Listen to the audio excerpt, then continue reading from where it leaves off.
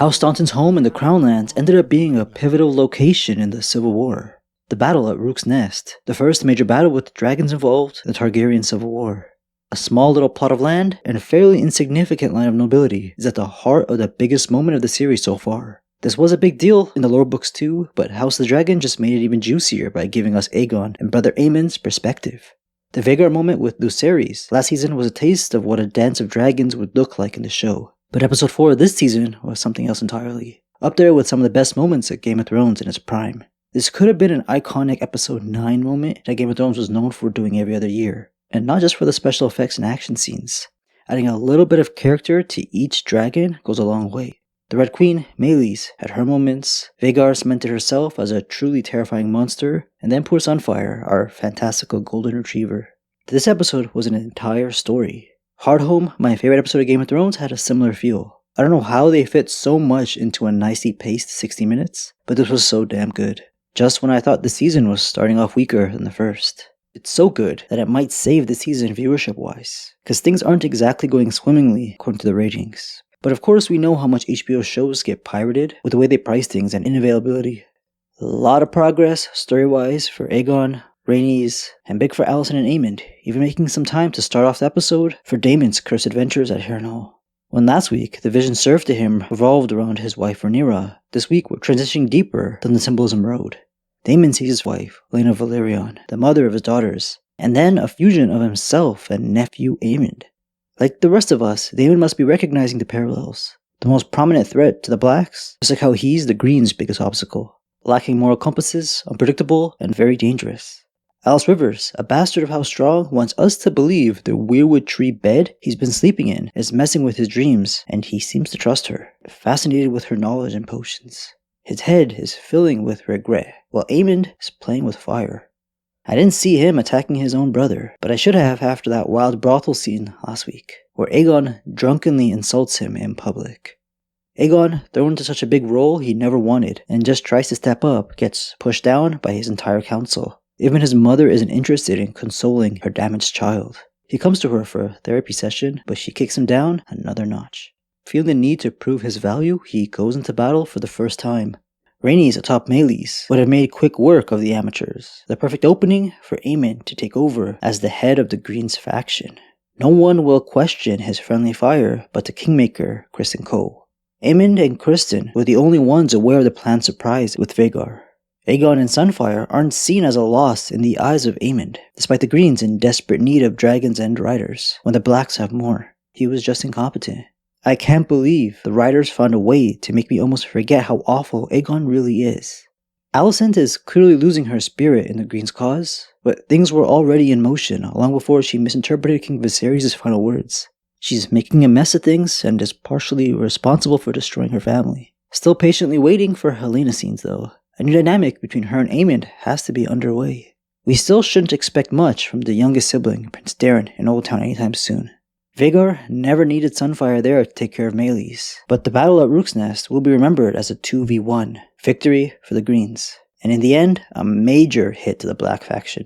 Rhaenys and Meleys being the second most experienced duo after Daemon and Caraxes. Till the end of her 55-year-long life, Rhaenys was never given the respect she deserved, even in the Black Council meetings. Lord Coy's Velaryon has now lost his children and wife. His secret bastard sons and granddaughters are all he has left. Rhaenys continuing on with the fight after Sunfyre went down was a suicide mission. She could have flown away to safety, with Meleys being known for her speed and Vhagar being sluggish in her old age, but Rhaenys made an attempt to end the war there and then, a risk that didn't pay off.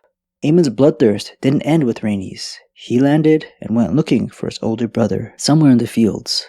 Sunfyre barely survives the crash landing, and Aegon's condition is left as a cliffhanger. Aemond pulling out his sword was to put one or possibly both out of their misery. Well, that's the story he would tell Alicent and the rest of the Greens. He's fully embraced the Kinslayer role he's been labeled ever since Lucerys' death. If Aemond was going to follow through with killing Aegon, he would be the Greens' next king, which also comes with the larger of the Targaryens' 2 Valyrian steel swords. Aegon inherited Blackfyre after Viserys passed, while Daemon has wielded the smaller blade called Darksister for decades. Next week's episode would be a good time to bring this matter to light. We don't hear much about Blackfyre in the show. Aemond is a far better swordsman than Aegon, but skill alone doesn't get you Blackfyre. The greens have to keep it in Aegon's position for optics. It's for a king's hand only. Aegon was always going to be a figurehead for the High Towers to hijack the Iron Throne, but with Aemon and Criston Cole running the show now, that may not be the case anymore. Aemond is very much Targaryen over Hightower. In the books, it was Aemond who disliked Rhaenyra more than Aegon. Aegon really doesn't care much about anything, and Criston Cole having a hand in raising him, that only amplified Aemond's hate for the Blacks.